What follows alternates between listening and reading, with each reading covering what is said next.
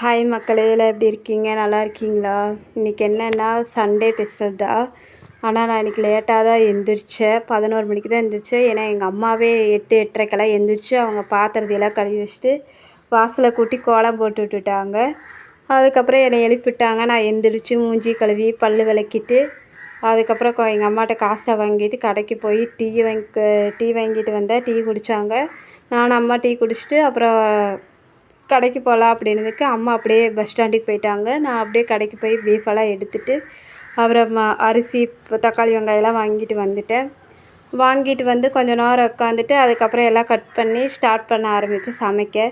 சமையல் வேலையெல்லாம் முடிச்சுன்னா அப்புறம் அம்மா கழுவின கமுத்தி குண்டால போட்டு வச்சுருந்தாங்க பாத்திரம், அதையெல்லாம் எடுத்து கமுத்தி வச்சுட்டு வீடு கூட்டிகிட்டு கிச்சனெல்லாம் க்ளீன் பண்ணி விட்டுட்டு அதுக்கப்புறம் வீடு கூட்டிகிட்டு அப்புறம் குப்பையை கொட்டிட்டு எல்லா வேலையும் முடிச்சுட்டு சாப்பிட்டு கொஞ்சம் நேரம் உட்காந்துட்டு இருந்தேன்.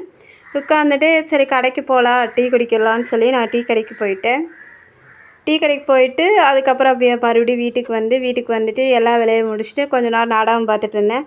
மறக்காமல் என் வீடியோ ஃபாலோ பண்ணுங்கள், லைக் பண்ணுங்கள், ஷேர் பண்ணுங்கள், கமெண்ட் பண்ணுங்கள். நான் என்ன சமைச்சேன்னா அது ரெசிபி கேளுங்க, நான் சொல்கிறேன். இன்றைக்கி பீஃப் குழம்பு தான் ரெசிபி. கிரேவி தான் பண்ணேன். சிம்பிளாக தான் முடித்தேன். ஏன்னா நானும் எங்கள் அம்மா இருக்கிறதுனால எங்கள் 2 பேர்த்துக்கு அளவாக சமைச்சிட்டேன். அது என்ன பண்ணணும் ஏது பண்ணணும்னு எனக்கு தெரியல.